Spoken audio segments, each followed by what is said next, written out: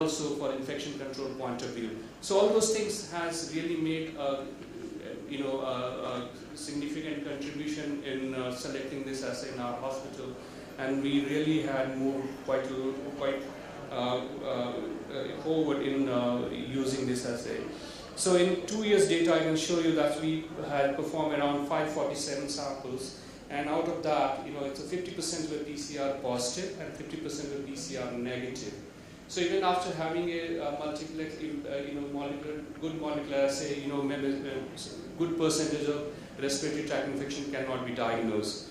But what I can show you that out of those 50%, or that's 273 patients, we picked up bacterial isolates in 56%, and viruses were in 46, around 16.8%. Whereas mixed were 14%. What is interesting for us was to have this PCP and atypical, which were earlier undiagnosed in our patients, because for diagnosing atypical infections in our scenario, we never routinely look for Legionella, because Legionella urinary antigen is expensive, and and also doing serology for other atypicals, that's not routinely performed. So having an assay which has got inbuilt atypical organisms as well as PCP, and it's really helped a lot in terms of ruling out at least all those infections in patients admitted in intensive care unit or patients admitted in transplant unit with severe pneumonia.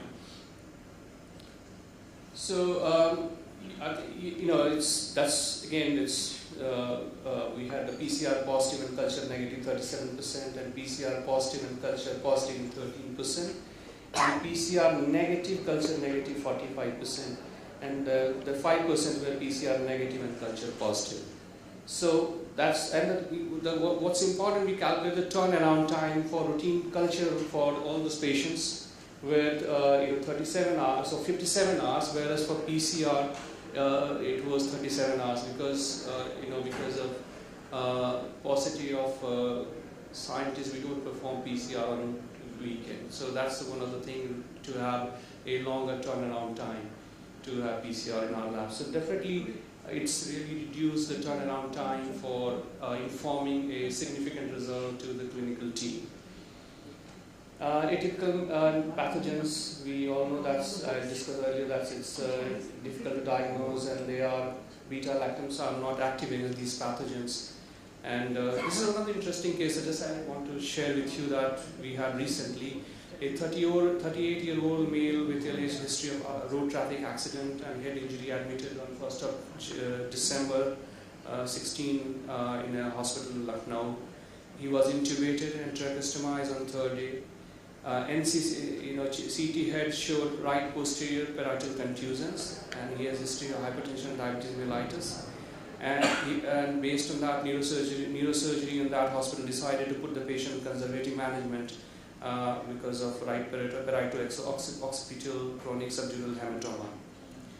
So after being in hospital some time, the patient developed worsening of respiratory functions, and at that point of time he was airlifted to our hospital on 22nd December 2016.